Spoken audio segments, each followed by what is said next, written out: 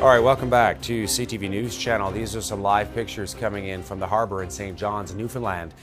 We can tell you the U.S. Coast Guard, one of their vessels, and at least one Canadian Coast Guard plane is now helping with an ongoing search for a missing submarine, a tourist sub. It's got 5 people on board, a sub that's used to take people down to the wreckage of the Titanic, which is about 600 kilometers southeast of Newfoundland, as you can see there. A search and rescue mission happening today as a result of the sub losing communication. Right in that area where the Titanic originally went down in April of 1912. It's about 12,500 feet below the surface. The submarine itself operated by a company named OceanGate Expeditions, which is now using all of its resources to try and reestablish communication with the sub. Joining me now is Andrew Norris. He's a former U.S. Coast Guard captain. Mr. Norris, thanks for taking the time for us here in Canada. Your thoughts on this story? Yeah, well, thank you for having me. First of all, I'm happy to be here today, but it's a very distressing situation. It's so initial thoughts are the hopes and prayers for the people that are aboard this missing submersible. What can you tell us about these kinds of tourist expeditions, just in terms of how they operate, the safety protocols that are in place, a sub of that type? Yeah, so the this sub in particular is operated by a company called OceanGate Expeditions. They're not the first nor the only private company that offers tours, deep sea submersible tours of the Titanic. This particular company operates a submersible called the Titan. It can carry up to 5 people, 1 operator and 4 passengers or 4 crew, and it's rated to 4,000 meters. The Titanic's at about 3,800 meters, so this submersible is capable of operating down to the depths of the Titanic. It's the only one that this company operates that can even get close to that depth. Yeah, we're showing our viewers here, Mr. Norris, some of the information you were giving us. 5 people, which includes, of course, a crew member, 1 pilot, then people on board, 4 people, a depth of 4,000 meters, which is, more than 13,000 feet.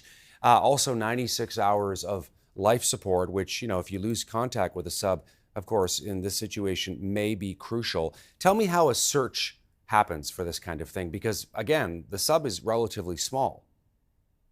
Yes, a search is going to be very difficult. So I heard from the lead into this story that the Canadian Coast Guard, the U.S. Coast Guard have deployed air and surface assets to the area. Those assets would be able to detect it and render assistance if it reaches the surface on its own.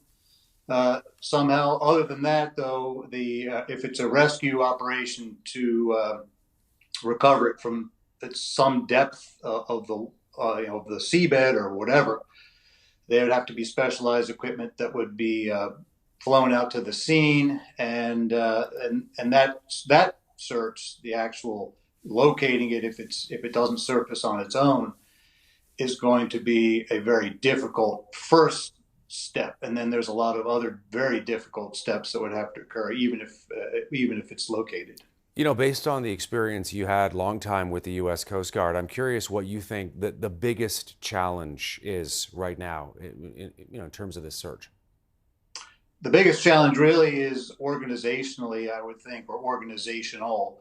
It's one thing to deploy, as I said, an aircraft or a surface ship. Coast Guards around the world do that sort of thing all the time. That's bread and butter operation. To put together a rescue operation down to the seabed, if in fact that's what has to happen, that's an infinitely more difficult proposition.